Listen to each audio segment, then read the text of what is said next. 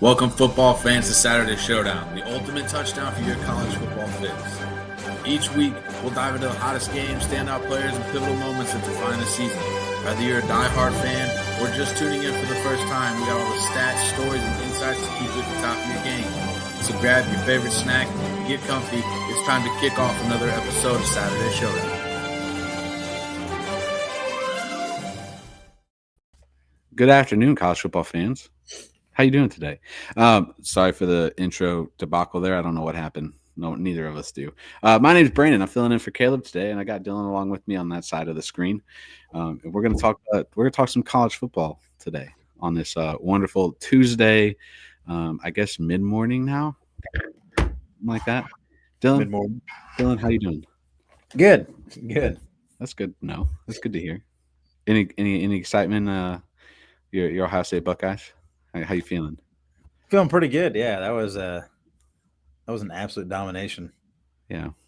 Yeah, I think people thought it was going to go. I know we'll get into the game, but Yeah, we'll get a little more in depth in a little bit. I think people thought it was going to be closer, including myself. I said that in our last show last week. I expected Indiana to put up a little bit more of a fight. I obviously picked Ohio State to win just because push comes to shove. I mean, when you look at the depth chart, I know it doesn't always mean everything, but we have.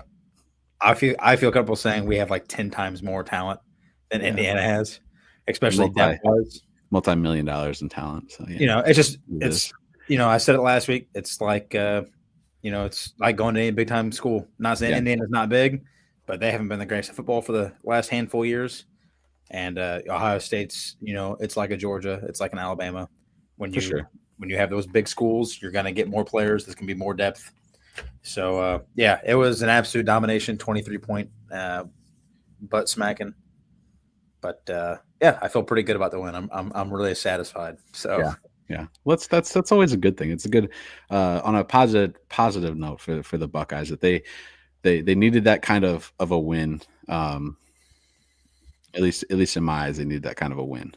It's a good win. It's going to look good on paper for the college football playoff committee as well. Moving forward, that now they've beaten not just one, but two top 5 ranked teams in the nation at the time. So it's a good thing for the Buckeyes because it's like they're for sure in the college football playoffs no matter what happens at this point. At least they are. Yeah, and we'll dive into that a little bit more too here. Later on. But the first game that I do want to talk about is Alabama just getting throttled in Oklahoma. Listen, there's not a whole lot of things that make me happy. And I know if Caleb was here, I know he would. I mean, I know you know too. Yeah. But I hate Alabama with the strongest passion. And it's not because I dislike them as like a team. I just hate them because they're so good. Yeah. And it's mostly because the Nick Saban era. I've always hated Alabama. They always win. They always get into the college football playoffs. And to watch them, I don't want to jinx myself yet, but to watch them basically get knocked out of the college football playoffs, I feel like 3 losses, especially now, especially to an unranked Oklahoma team who's 6-5. They're 6-5 now. Yeah, they're a subpar football team at best. Yeah. Made me so happy. And I will say during this game, I didn't watch all of it, but I will say I want to give a shout out to Oklahoma's defense because they played absolutely the most perfect game you could ever play defensively. Yeah. Whatever they were supposed to do correctly, whatever you could imagine doing correctly, they did, right? There's really one massive threat on Alabama, and everybody knows that guy's name, Jalen Milroe, right? Potential Heisman candidate, probably one of the better quarterbacks in college football, and they absolutely lit him up today. That man was 11 of 26, 164 yards, 0 touchdowns, 3 interceptions, 15 carries for 7 yards. That's 0.5 yards a carry. So not only now Jalen Milroe, as you guys know, is not the most perfect passer, right? No, yeah.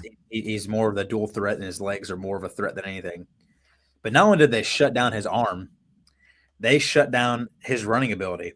They shut down the run game in general for Alabama. And Jam Miller had 12 carries, 45 yards, and his longest run was 9 yards. This is very true. And they did that with just outstanding pressure. Now, I believe they only had 1 sack on the day, but just outstanding pressure on Jalen Milroe. They made him very uncomfortable in the pocket every time he dropped back. He always had to roll out. He always had to move. He was on the move constantly. And I think what led to Milroe's atrocious game is I don't think that they were prepared for Oklahoma to do this. I mean, yeah, it's a road game towards the end of the season. It's a game that Alabama needed. So if you're Oklahoma and you're playing spoiler at this point of the year, like that's your job right now is to play spoiler to teams like this. And it was a big win for Oklahoma as a program, because like you said before, they haven't been up to par where they, everybody thought they were going to be coming into the SEC. And it's what it is. It's a big win for them just across the board. To hold Alabama to 3 points is something that no team has done yet this year. Yeah, and they did it very one-dimensionally too. Arnold, Oklahoma's quarterback, had an awful game. 9 of 11 for 68 yards, no turnovers, but still they. Well, I guess I should say he had an awful game in terms of passing, but they lit up Alabama's defense on the ground. And Alabama, in my eyes, right, they have a pretty sound defense, and I feel like especially that front line has always been good, especially against the run. Yep. Not today. Not today. No. They let the quarterback run for he had 25 carries, 131 yards, averaged 5.2 yards a carry. And their running back, Robinson, 18 carries, 107 yards, averaging about 6 yards a carry and 2 touchdowns on the ground. Yeah. So they were a very one-dimensional team. And it looks like Alabama could not do anything about it. They could not stop the run for anybody. And that's a big key when you have a dual threat quarterback like that. I mean, it opens up everything. Oh, yeah.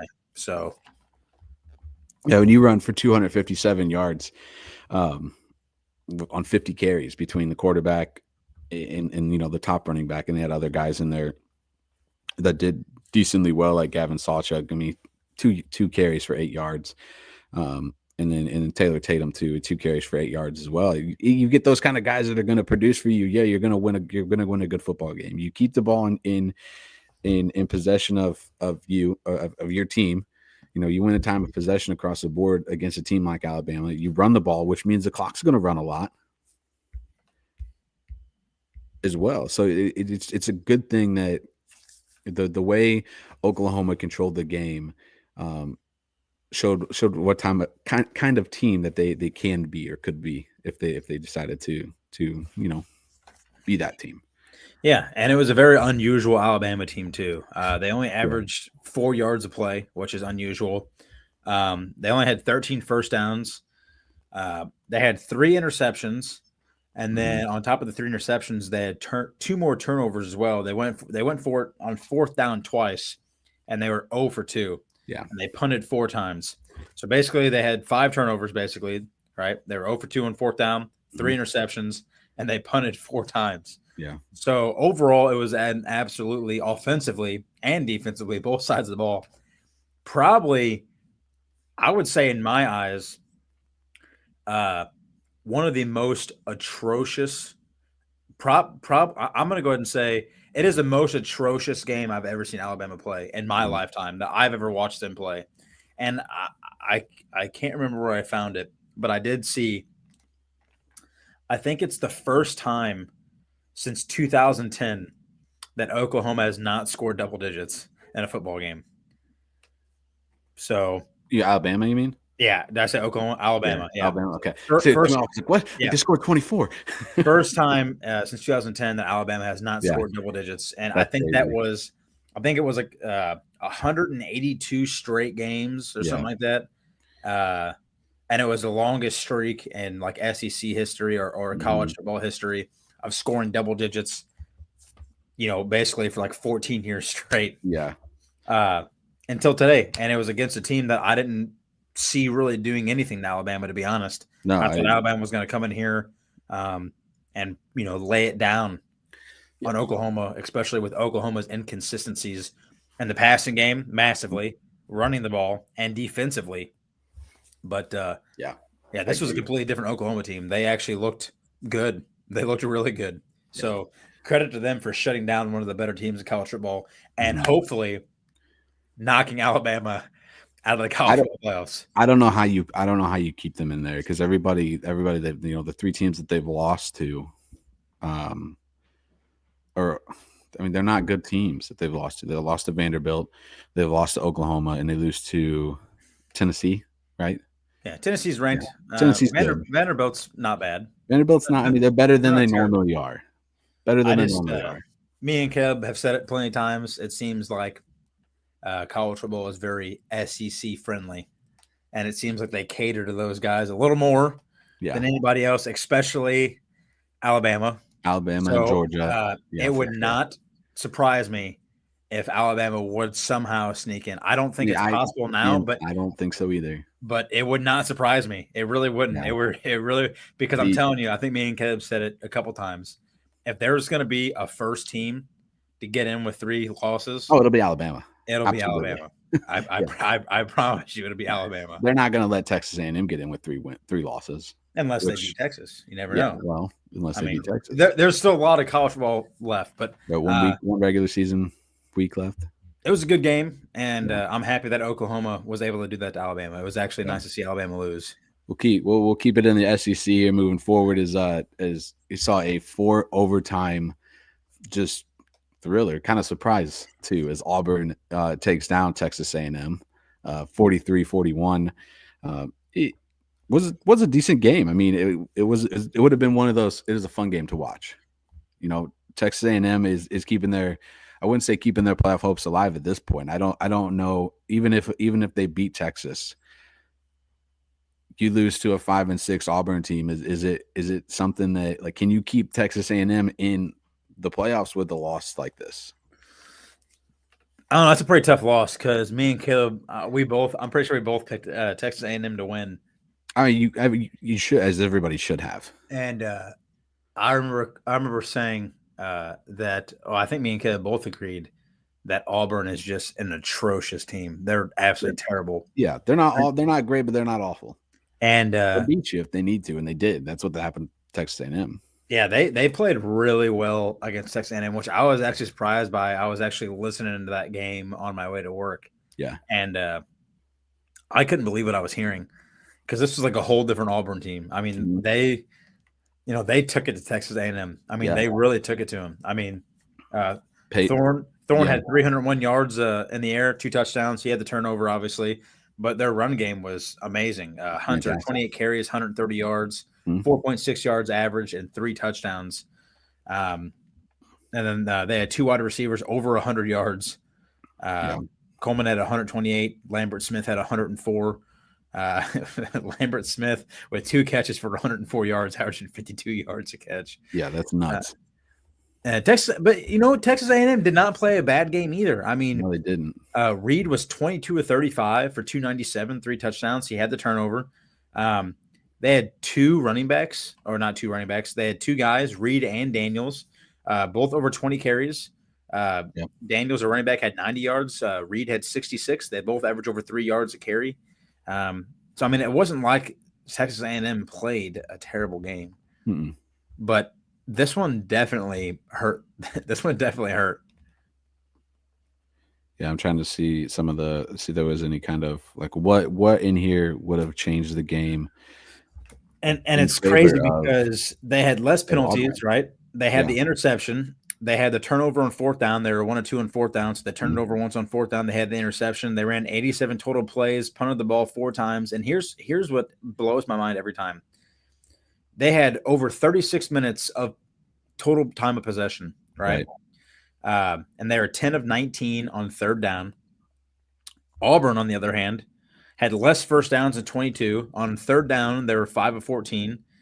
They ran was at 15 less plays than Auburn, punted one more time, had 2 more penalties with almost 30 yards more. They had the same amount of turnovers with the interception. Yeah. And they had the ball for 13 minutes less than what Auburn had, than what Texas A&M had, and they still found a way to win the game. Yeah.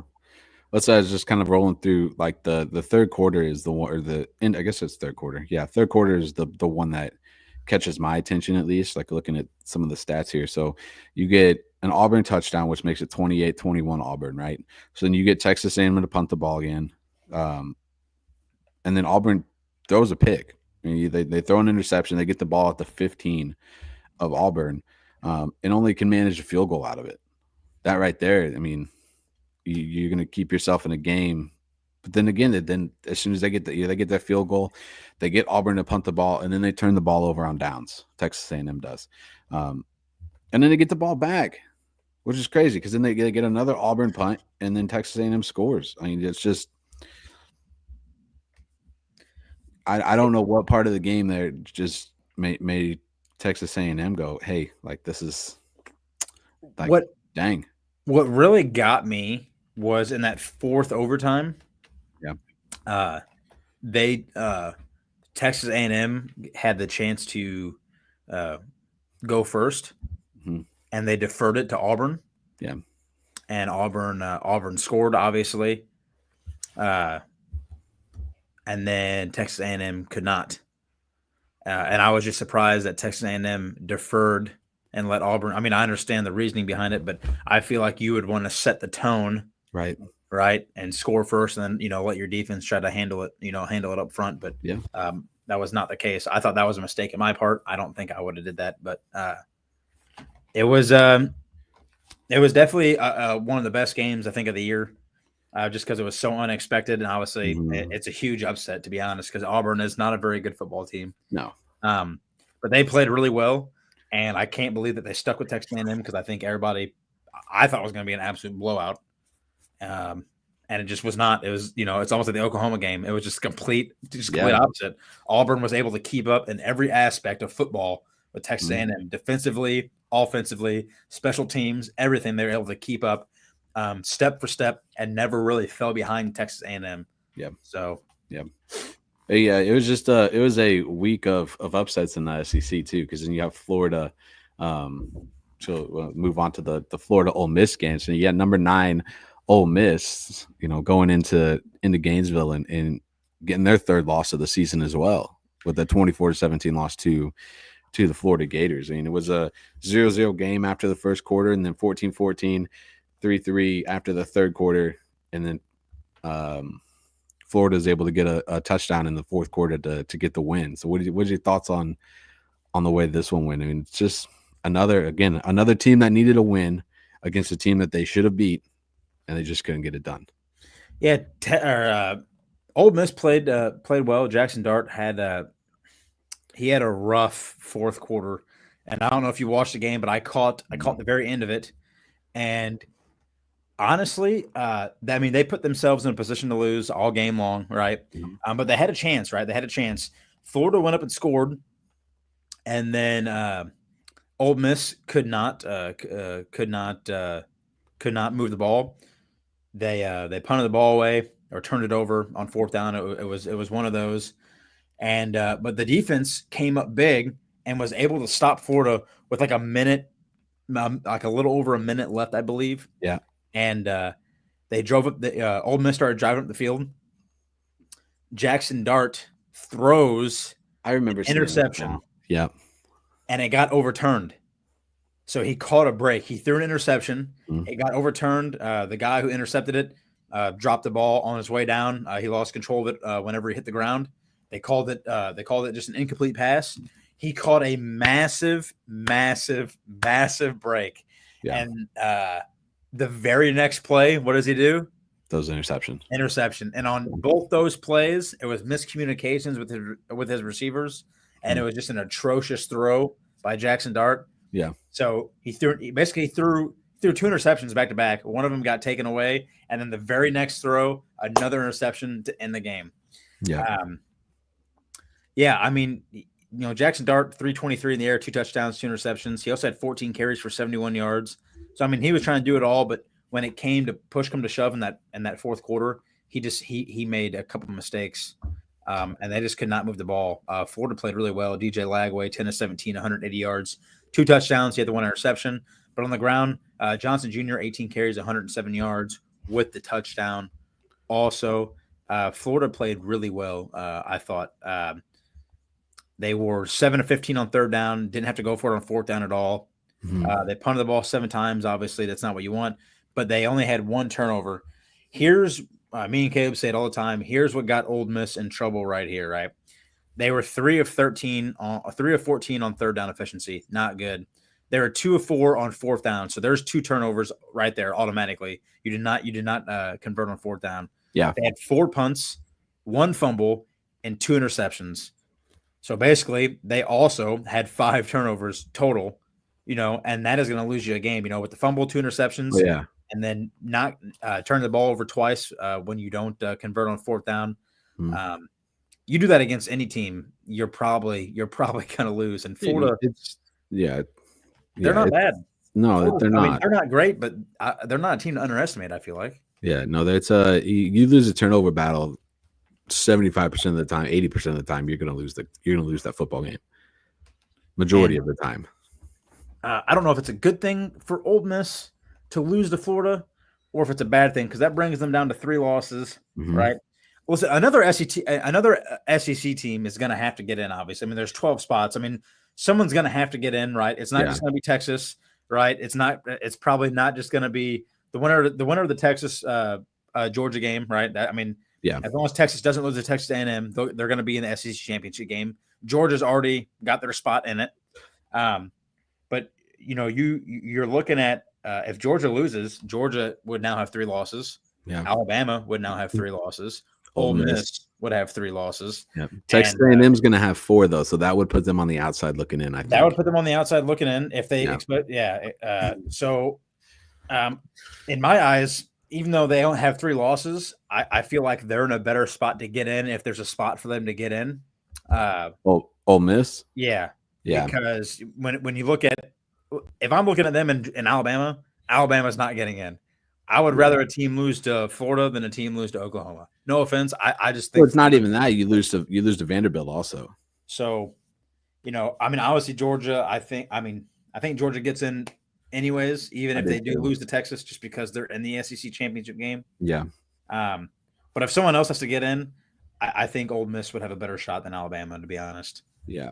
If there was a spot for one of those two, but this definitely hurt Ole Miss big time. I mean, it could potentially, if not, it did put them out of the college football playoffs. So that's a tough pill to swallow. Yeah, and you could see Jackson Dart's reaction whenever they lost that game. You could see his reaction on the sideline. He knew.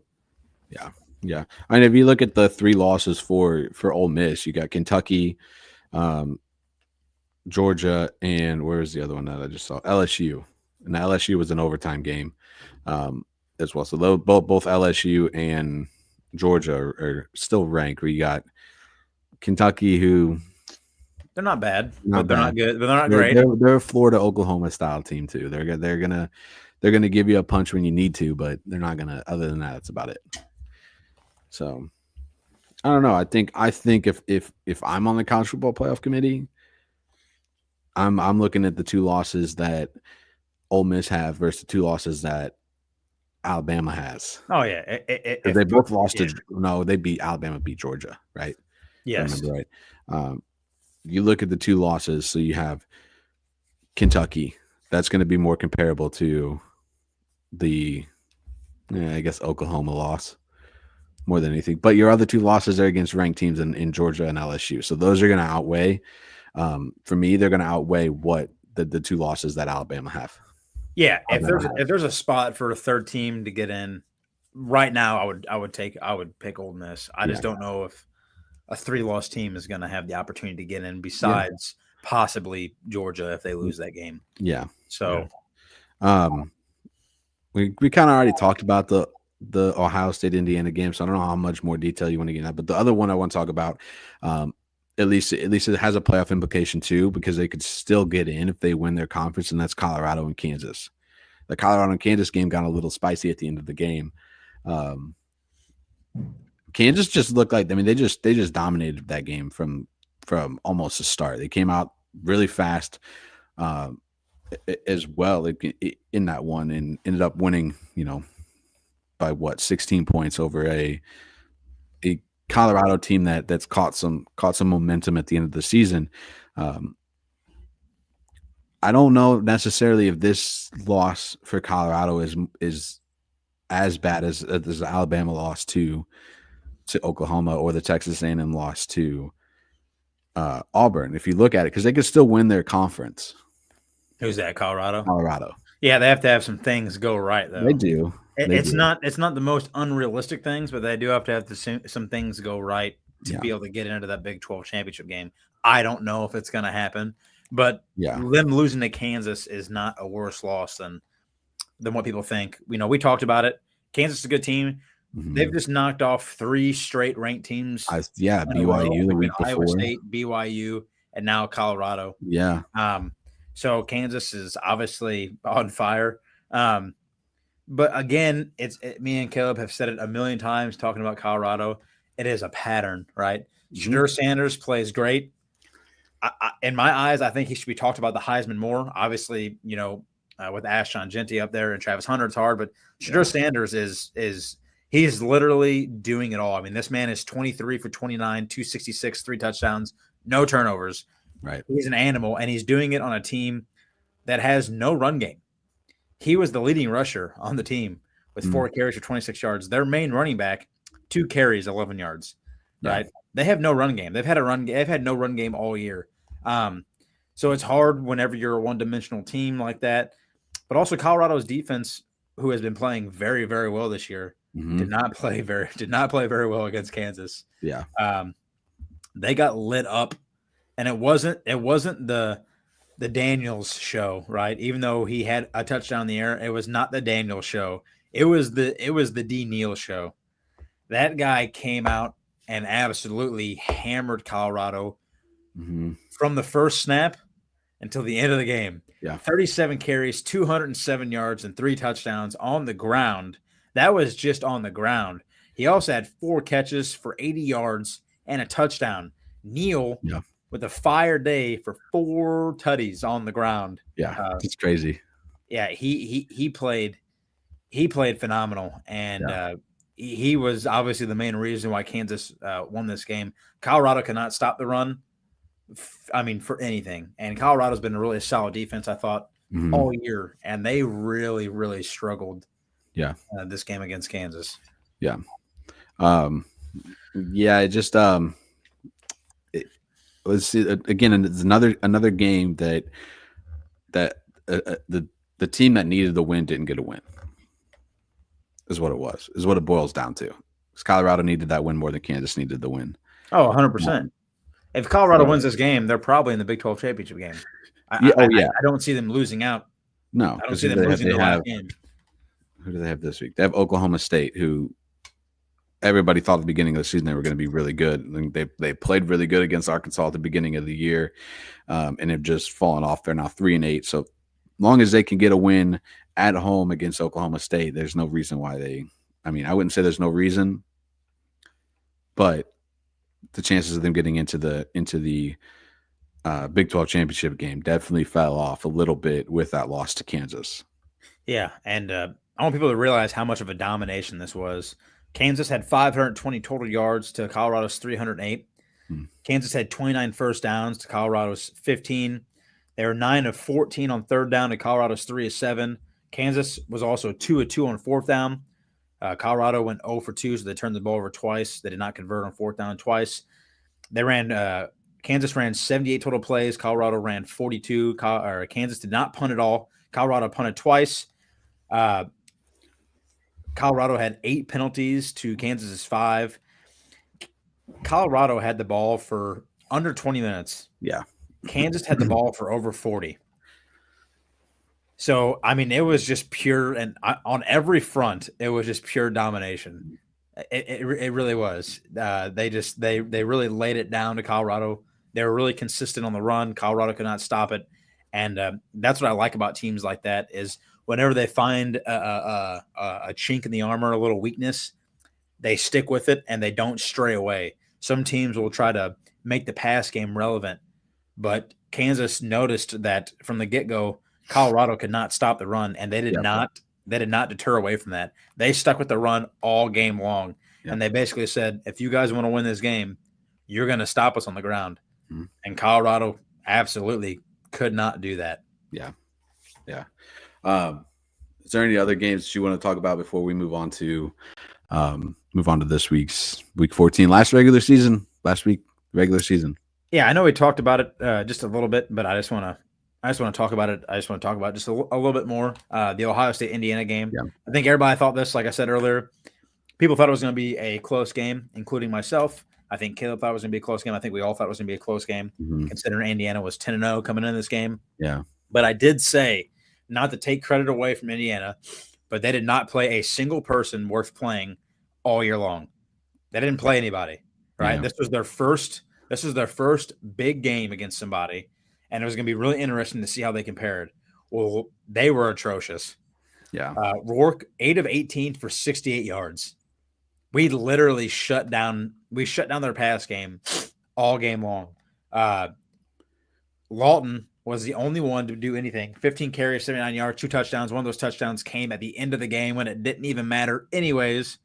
Their defense, Indiana's defense, which I thought had been pretty solid all year. Again, not be able to do, that's against teams that were terrible. They couldn't do anything to Will Howard. He had the one turnover, but other than that, Will Howard, 22 of 26, 201 yards, 2 touchdowns. He had the one turnover. And then our two-headed monster, Judkins had a little bit of, couldn't really get it going. He had 14 carries for 36 yards, but Travion Henderson, 9 carries, 68 yards and the touchdown. He was definitely doing his thing. And our defense was just awesome. Yeah. 4 total sacks on the day, 5 total sacks on the day. And we were just getting constant pressure on Indiana. Indiana looked really good on that first drive. They went up there, scored, got things done right away. Yeah. And I was like, yep, in my head, I'm like, yep, this is it. I knew we are going to be in for a dogfight. And then after that first drive, it was, I hate to say it like this, but it was smooth sailing for Ohio State. Yeah. We literally handed it to Indiana. And I just want to say, that was complete and utter domination, I thought, by Ohio State to Indiana. We did everything right. And we got it done on the front. And I said last week that I thought our defense was going to be the big game changer in here.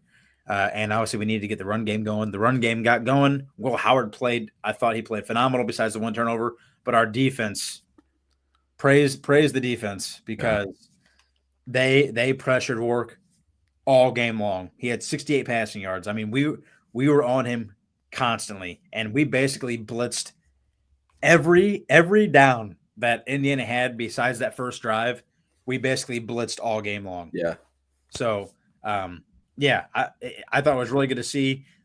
To me, as long as something bad hasn't happened this Saturday, this win basically solidified us having a rematch against Oregon in the Big Ten championship. Oh yeah, it should be Oregon and Ohio State. I'm really happy to see that, because there's a chance that we could win our conference. We could win the Big Ten championship game, and we could get that first round bye, and not Oregon. And I'm just happy for the rematch, because I feel like we're going to do things a little differently and probably beat Oregon this time around. But I thought it was a good game overall. I'm a little sad it wasn't closer, to be honest, even though I like the it wasn't. It was a second half, definitely a second half dominated. It was definitely a second half dominant performance by Ohio State. First half, it was back and forth. It was back and forth. It was only 14-7 at the end of the first half, and you got a big punt return touchdown from Caleb Downs. That kind of helped, I guess, kind of shift the tide, or turn the tide a little bit. It did. But our defense holding Indiana to 151 total yards of offense for the day, only allowing 2.6 yards a play. Yeah. Ohio State's defense is in rare form, and that was just a good game. So yeah, we'll stick with the Ohio State trend right now. We'll move on to this week's games, week 14, last week of the regular season, aka rivalry week across college football, and we'll stick with the Ohio State one. They got a big game still. Don't put it past anybody yet. It's still Michigan. It is still Michigan. It's still Michigan. And they beat us 4 years in a row. At Ohio State this year. Yep. Final game of the season. Matchup predictor has Ohio State 92% in this one. Would you be surprised, though? Is this kind of a, I don't want to say trap game for Ohio State, but is this a game that they're looking past? No, no, you don't look past Michigan. You just don't. It's been a close game every time. Besides, I think last year, the year before, it was a close game until like the fourth quarter, and we just got absolutely blown out. Mm-hmm. No, you don't look past Michigan. Michigan's an awful team. I'm gonna say it again. Michigan is terrible. They are 100% awful. They're not great, but they're coming off a big 50-6 win over Northwestern. So whenever you play a game like this against your rival, they tend to be a little closer. Things get heated, mistakes get made. Yeah, momentum shifts heavily. Right, we see it all the time. And Michigan's coming into this. They're coming into this, I think, a little more confident than probably any game they've played all year. Yeah. They've literally dominated Ohio State, and it hurts me to say this, for 4 years in a row. Mm-hmm. I mean, they've literally dominated us. Yeah. So, it doesn't matter if it's been at the Big House or if it's been at Ohio State. They've dominated us 4 years in a row, right? They're 4-0 in the last 4 years against Ohio State. They're probably coming in pretty confident, trying to make it number 5 and trying to knock off Ohio State potentially out of the college football playoffs. Because you guys got to think, Michigan wins this game, we go to 10-2, we go into the, we might not make it to the Big Ten championship game. Yeah. And let's say you would need Indiana to lose to Purdue. Yeah, well, we would need Penn State to lose. Or Penn State to lose. Yeah. So, and let's say we do get there. Let's say by some magic, even if we lose to Michigan, we get to the Big Ten championship game. You lose to Oregon again. Yeah, that's 3 losses. I mean, you're talking maybe not a college football playoff berth anymore. Mm-hmm. And if you lose to Michigan, I mean, heads are going to turn, and the college football committee is definitely going to look at that, because that's not a good loss. That's not a good loss to have to Michigan.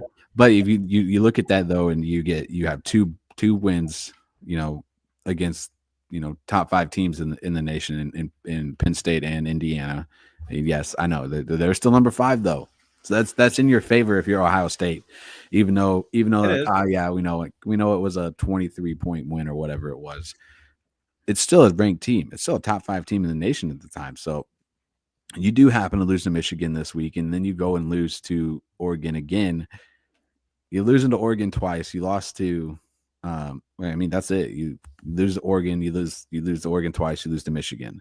Those 2 losses against Oregon, I think, outweigh a loss against Michigan, and the teams that you beat in Penn State and Indiana, I think outweigh that. I still think they get in. I don't think they're going to be I think they'll be a 10 or 11 seed, but I think they still get into the college football playoffs with 3 losses. Yeah, I mean, I'm not saying that's impossible. Even if let's say we lose to Michigan and we don't make the college football, we don't make the Big Ten championship game. I mean, even that is scary. I understand we only have 2 losses, and one of them against the number 1 team in the nation. Mm-hmm. But what if Penn State doesn't lose, and what if Indiana doesn't lose? Yeah, those are 2 1-loss teams. I would say you would have to give the chance to the 1-loss teams over the 2-loss team. There's only limited spots, right? And the 12 team, right. I don't know. I think my prediction. I think Ohio State wins.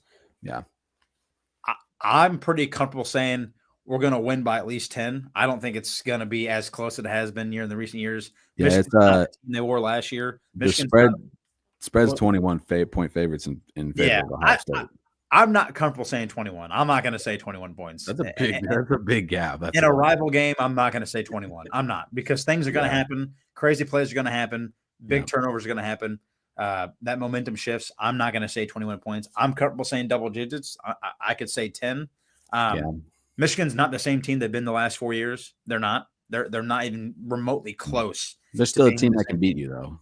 Yes, they are, but they're not the same team. And I just think definitely this year over the last handful, we have significantly more talent. We have way more depth, and we're overall, I think we're just 100% the better team, and it's not even close. Yeah. I don't think you could say that these last 4 years. I think you could say the teams were basically even these last 4 years, but this year I don't think it's that. No, it's a 9-day difference between Michigan and Ohio State. At least this year. 100%. Next year could be a whole different story. It probably will be. It probably will be. Yeah. You get the Iron Bowl down in Alabama and Auburn. Is this is this a game that Alabama has to? I mean, they have to be on the lookout for. Well, yeah, and you got to win it too. I mean, I'm not saying they're not getting in the college football playoffs, but I mean, if you want any shot, you can't. You can't lose this one. I don't even think you can even have a close game. No, I think you have to convincingly win this game. Yeah, and if you're Auburn, I think you're freaking jacked up, dude. Oh yeah, you're at Alabama. A&M, you just ruined Texas A&M's chances, and now you potentially probably one maybe the only time we're ever going to see it. You have a chance to hand Alabama 4 losses in a season, 4, and you hate these guys. And realistically, eliminate them from the college football playoffs. 100%, like without a doubt, they'd be gone. Yeah. They'd be done. Their season's over with. There is no trying to sneak in a 4-win team. It's never happening. It's never happening. And you hate these guys. So I mean, there's massive, massive potential here for Auburn. Mm-hmm. I'm not picking Auburn to win, but I'm not saying that they will not win this game. Yeah. I'm not saying that won't happen, especially the performance if they play like that, that momentum's 100% going to swing in favor of Auburn in this game. Mm-hmm. With the way both these teams are coming off their last game, momentum's definitely in the favor of Auburn right now. Yeah. I think that'll be a good one to see to definitely watch. Is what kind of Alabama team are we going to get? Are we going to get the Alabama team that beat Georgia? Are you going to get the Alabama team that just lost to Oklahoma and looked awful? And are you going to get the team that is barely going to hang on like they did against Vanderbilt? It's going to say, I mean, I don't want to say it's going to suck, but it's going to be weird not to see Alabama in the college football playoffs for the first time, since, I mean, it's been a while since they've been in it almost every year. I remember correctly. I don't see how they don't, if they lose, they're for sure out. Like there's no ifs, ands, or buts that's the case. Like they get no opportunity to touch the SEC championship game, to even come close to making it into. There's so many other teams that you could put in there besides a 4-loss Alabama team, just because they're Alabama. They're not getting in 4 losses. No, that's never happening. No way. No way. You look at some of the other games. You get Texas A&M. Now, Texas is going to be without Quinn Ewers. He's having season-ending surgery on his. He's on his, was it hand, wrist? One of them. Yeah. So he's out for the rest of this year. Texas A&M needs this one. Yeah, for sure. They do. For sure. Texas is only 6-point favorites now in this game. Is this a game that Texas A&M wins? I'm going to say no. To be honest, I can't with them. I think Texas is better off with Archie Manning. I really do. He's more of a dual threat quarterback. He's definitely got legs. If he can find rhythm in the pocket, I'm not going to say he's as good as passer as Quinn Ewers right now, but he's definitely really good. Yeah. I mean, Archie Manning is definitely really good, and I think as a dual threat quarterback, I think that kind of makes Texas A&M have to work a little harder. There's not a massive amount of game film on Archie Manning. So I definitely think in my eyes this works more in Texas's favor. To be honest. I don't think Texas A&M wins this game. To be honest, I just don't think they win it. It's a 6:30 start time at College Station in Kyle Field down in Texas A&M. Yeah, I don't know. This is said the spread's only 6 points in favor of Texas. It's going to be. I don't think it's a winner go home game for Texas. I think even if they lose this game, they still. They probably still make the SEC champ. I mean, if they would lose this game, they'd only have 2 losses. Yeah, which is one less or one. Georgia has what they have 2 or 3. Georgia has 2 right now, but Georgia's already they've already clinched a spot in the SEC championship game. Right. So only, Yeah. I would say even if Texas loses, I would say they probably still get in, to be honest. Yeah, I don't know how but it's a bigger game, I think, for Texas A&M than it is for Texas. In my opinion. I mean, it's a big game. Oh no, I agree. No, Texas A&M definitely needs to win this game without a doubt. It could be a good one. How about and this is in the pick'em thing, so we'll go ahead and get the pick'em one knocked out or started here. Clemson, South Carolina. Clemson's 2.5-point favorites in this. South Carolina has been playing a lot better football as of late. They're now the 18th ranked team in the nation. Clemson 17. Big game here in the Carolinas. Yeah, I'm gonna take Clemson here. Offensively, I think they're more talented than South Carolina.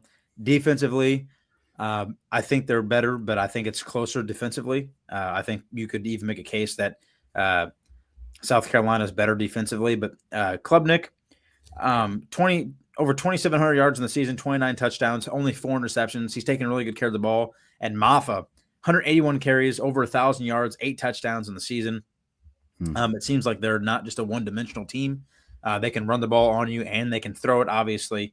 They knocked off 3 straight wins, not against the best teams. I mean, you got Pitt and Virginia Tech, who aren't the worst. But South Carolina on fire, 5 in a row. Yeah, they're playing really good football right now. Oklahoma, Texas A&M, Vanderbilt, Mizzou, and I don't know who that is. But 5 straight wins in a row. I mean, they're on fire. But at some point in time, that fire has got to end. Mm-hmm. I'm going to go ahead and take Clemson for the win here, although I wouldn't be surprised if South Carolina wins this game. Yeah. I'm going to pick the Gamecocks in this one. Give me the Gamecocks. I think they're playing really good football right now. Give me South Carolina to get a win here. I think it'll be fun. Why not? It's a good game.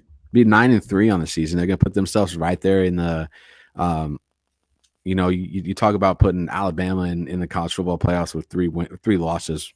Why not put South Carolina in there? They're an SEC team. It's very true. Yeah. The pick'em this week is kind of is different. It's interesting. You got some games on here that are. This is the last week of the pick'em challenge. I think it's last week. Yeah, for the first time, I'm above my wins against my losses. Yeah. I'm actually above. I've been below. I've had more losses than wins this whole time so far. I haven't picked mine in a while, so I'm sure I'm pretty far down there. Because I just forget about it, and by the time I remember, it's like 3:00 on Saturday. So I'm like, oh well. I'm 66 and 63. So yeah, I had more losses than wins for basically the majority of the season. So yeah. So the next one here, you get 5-6 Kansas against 7-4 Baylor. I'm going with the team that's playing really good football again and has knocked off 3 straight top 25 teams in the Kansas Jayhawks. Yeah, I mean, not only has Kansas, right? Not only have they, they've only won 3 games in a row, but not only have they only won 3 games in a row, right? But they've also won against 3 ranked teams, in a row, and these teams are pretty good. Iowa State, you can make a case. I thought they were okay. Iowa State's okay. I wouldn't say they're the best, but you had BYU, who I thought was pretty good, and then obviously Colorado, who is also I thought very good as well. And then, even before that, they had a close loss to KSU, Kansas State, 29-27. So it's not like they've got blown out, anytime recently. Baylor has also knocked off 5 straight wins. Texas Tech, Oklahoma State, TCU, West Virginia, and Houston. Both teams are playing really hot. Both quarterbacks are playing well. But I'm also going to have to go with Kansas here. Not only have you only won 3 games in a row, you've played. I've said this 100 times. I think their record doesn't show what kind of team they are. I think they're a better team than what their record shows. But the fact that you were able to knock off 3 straight ranked teams in a row, that's super impressive, and they're playing good. So I agree with you. I'm going to go with Kansas. Yeah.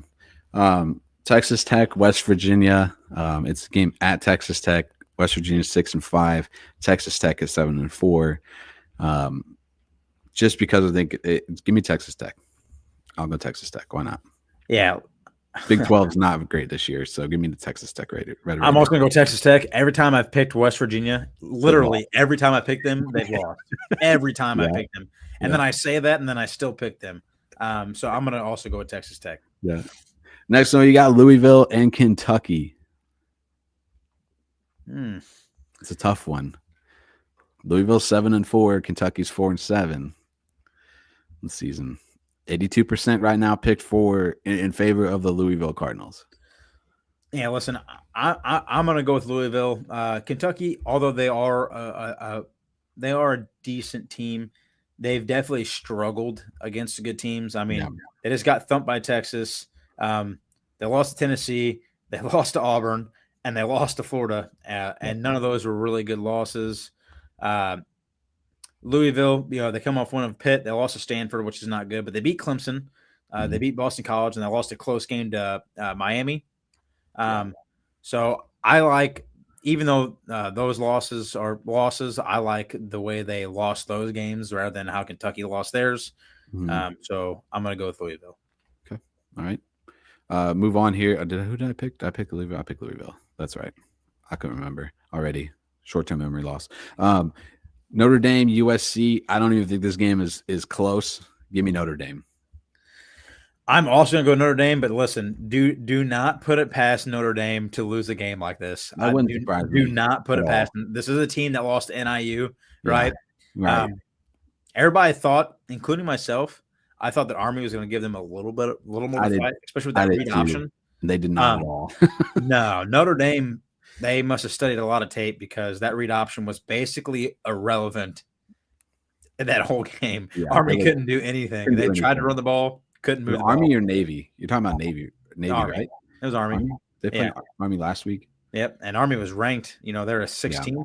So they played Navy, who basically all runs a very similar type of thing, and just that game wasn't even close either. Yeah, 51-14, and they beat Army 49-14. South Carolina, they've come off of two straight wins, or not. USC's come off of 2 straight wins.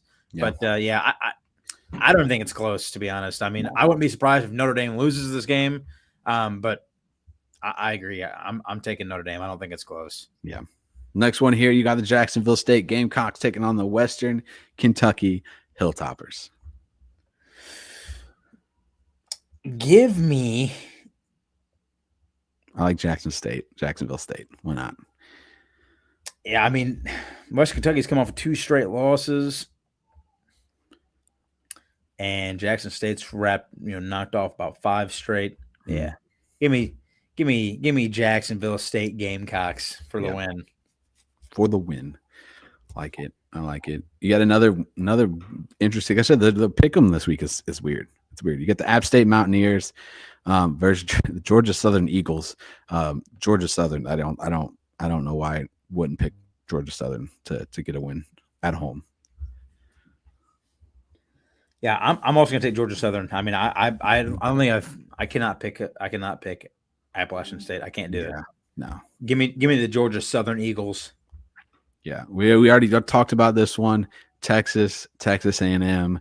Give me the Texas Longhorns to go into Kyle Field, go into College Station, and get a win, a much-needed win, and knock the Aggies out of the college football playoffs.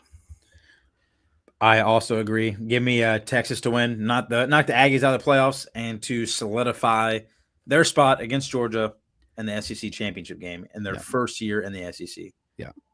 Kansas State versus Iowa State. You got the Wildcats at 8-3, the number 22 ranked Cyclones 9-2. Now this is a big one for Iowa State. They need a win here to, I believe for sure, secure themselves in the Big 12 championship game. Ooh, yeah, it's a good game. I want to pick Kansas State because we had a kid. Give me the upset here. I'm going to take Kansas State to blow out Iowa State's dream season of trying to make something of themselves. Yeah, give me Kansas State to ruin their hopes and dreams. I like it. That's who I was going to pick too. I just wasn't sure if it was a legit opportunity. Why not? Kansas State. Give me Kansas State. You get the Thunder or the marshaling Marshall, Thundering Herd, taking on the James Madison Dukes.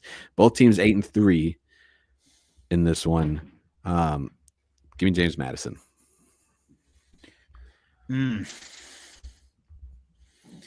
Give me Marshall. Okay. 5 straight wins, looking really good. JMU coming off a loss, a 14-point loss to Appalachian State. Can't pick a team that loses to Appalachian State. Give me Marshall for the win here. Marshall for the win. I like it. All right. That's all the college pick or all the pick 'em this week. Said some weird games, but it's what it is.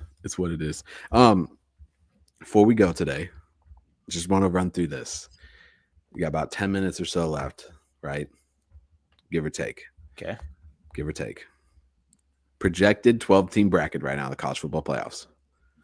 You get number 1 Oregon, number 2 Texas. Now, this could all change tonight when the College Football Playoff Committee posts their rankings tonight at 7 p.m. Central Time. Probably going to change some. I'd imagine it's going to change some quite a bit. You get Miami at 3, Boise State 4. First round matchup on campus, you get number 9 Tennessee at number 8 Georgia. Winner plays number 1 Oregon. Okay. Pretty solid. Number 12 Arizona State at Ohio State, number 5. Winner plays number 4 Boise State. If you're Ohio State, you see this, you're going, yeah, give me that. Give me that 100%.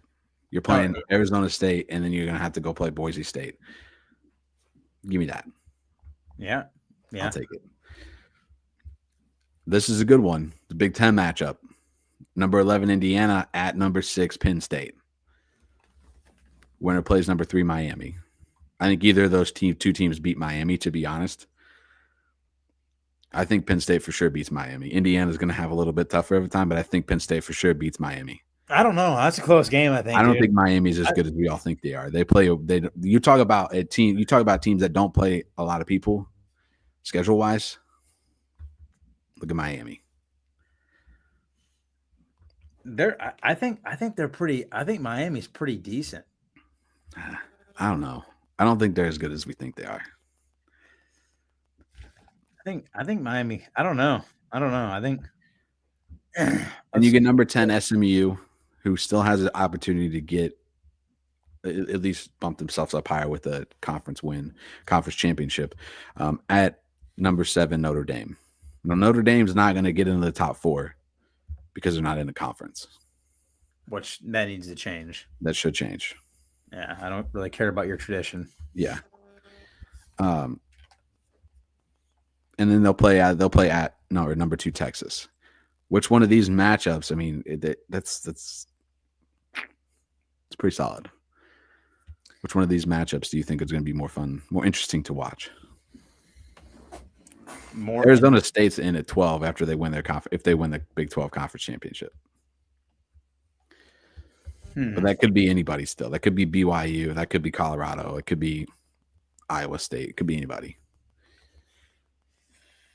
Which one's going to be more interesting to watch? Yeah. I mean, I'll always have to side with watching Ohio State, but I don't know that.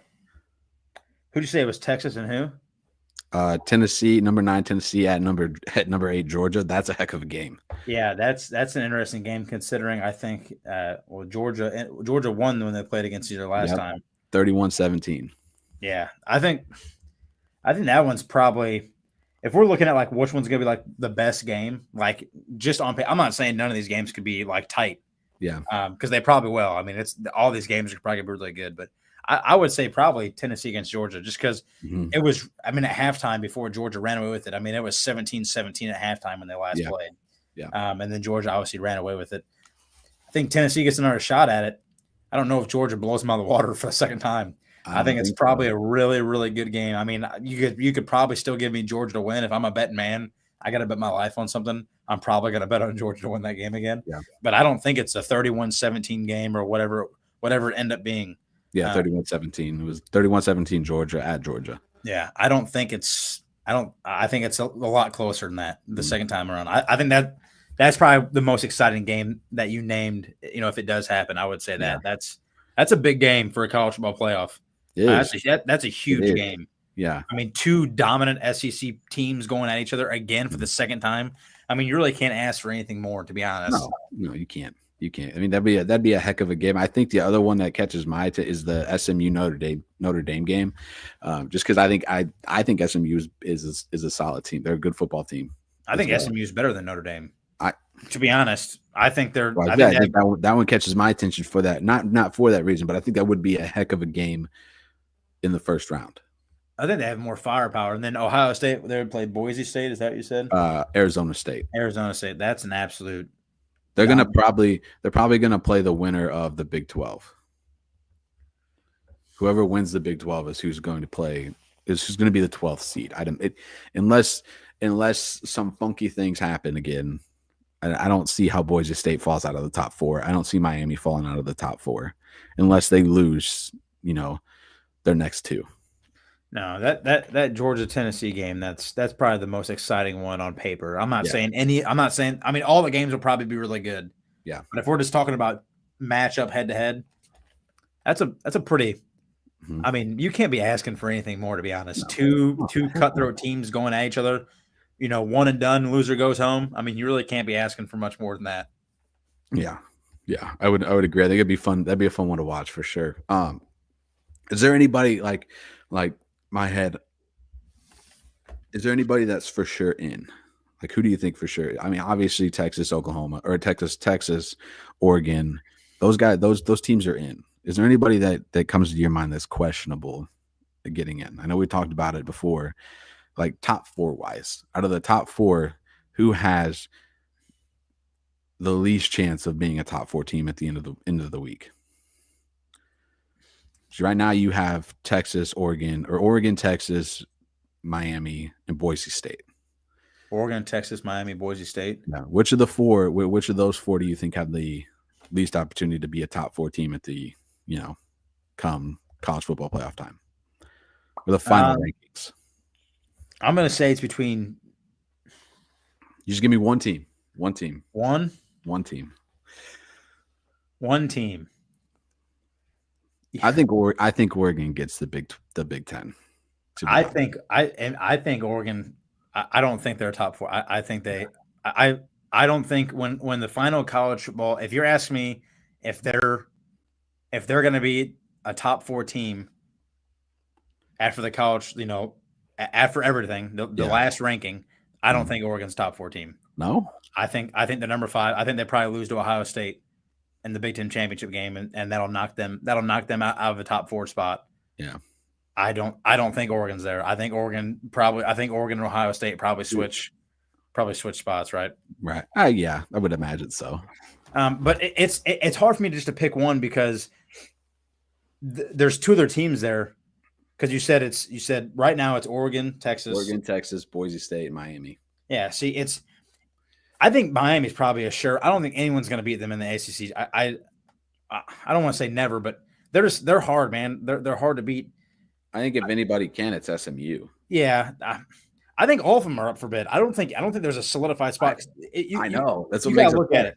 Oregon's going to have to play Ohio State. Yeah. And if Dan Lanning doesn't come up with that crazy penalty for the 12-man and it runs on the time of the clock, they might lose that game.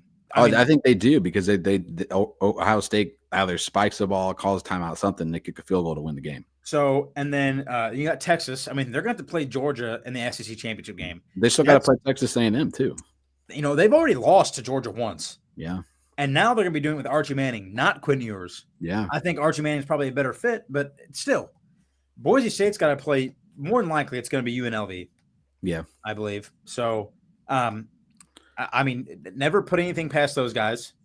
And then you got, I mean, it's going to be Miami against SMU. And SMU's freaking hot right now. Mm-hmm. So you're asking me what team I think. I mean, I'm going to roll with Ohio State. I think Ohio State's going to switch Oregon spots. I think when push comes to shove, I think we probably beat them in the Big Ten championship game. But realistically, all 4 of the teams that are going to get buys could be swapped. Yeah. Could be 100% swapped before it's over with. because I cannot look at you and say any of those teams are 100% going to win their championship game. Yeah. I can't say that. I literally cannot tell you that. I can't tell you Oregon's going to win because they're going to play Ohio State. That's a hard game to win. Mhm. Texas is going to have to play Georgia, who they've Yeah. already lost That's- to. That's hard. Yeah. Boise State has to win theirs. That's not going to be easy. And Miami's got to play SMU, and Yeah. that's not going to be easy. No. So I can't tell you. Realistically, if I had to guess, I want to say 2 of those are going to be swapped. At least 2. At least two. And if I was a betting man, I'd probably say It would not surprise me at all if Georgia gets into the top 4, gets a top 4 seed. Yeah. Honestly, I wouldn't be surprised saying 3. In my eyes, I think Boise State probably has the best shot out of all 4, out of those 4. Staying? Yeah. Yeah. I really do. I could see the other 3 being swapped. I could see Miami losing. I could see Texas losing, and I could see Oregon losing. Yeah. And all being swapped. Yeah.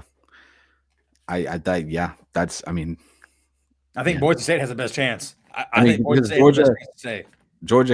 Georgia could get a top 4 if they beat Texas, right? They would. I would imagine they'd get the top 4. Well, they win the top 4 if they beat Texas, they win the SEC championship game. So Right. they They get win that that- bid. They get They're that the automatic conference bid. champions. Okay, Yeah. that's how I thought it went, but in Yeah. my head, I was going different directions on how things actually work. But No, they get the automatic bid. yeah, Automatic. crazy. That's So, crazy.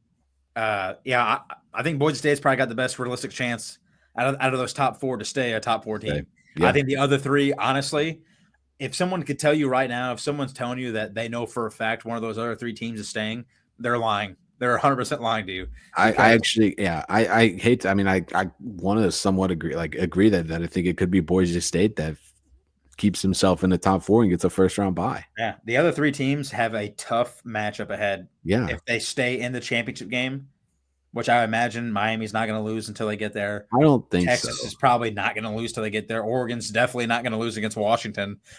Oregon's definitely going to be in there.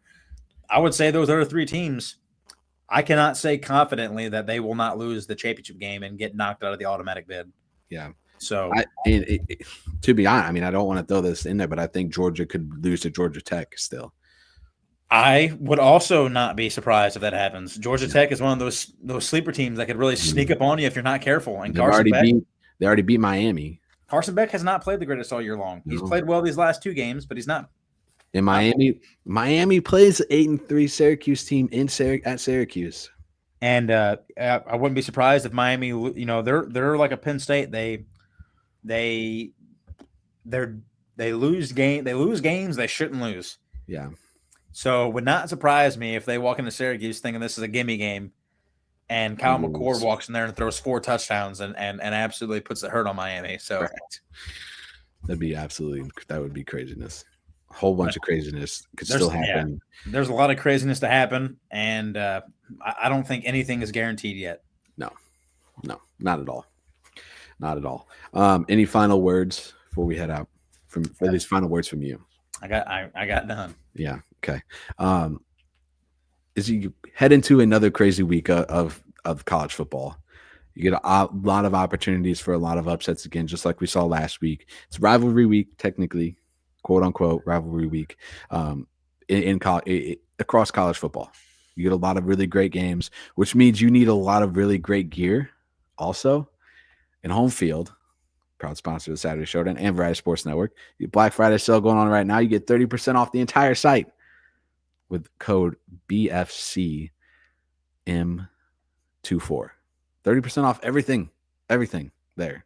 So go check it out as well. That's where this thing is from. It's really awesome. It's got a really cool old school logo on it. You can't really see it. I just blocked it with the mic. Go Tigers. It's just cool. Okay. It's got cool pockets. It's nice. It's warm. It's fantastic.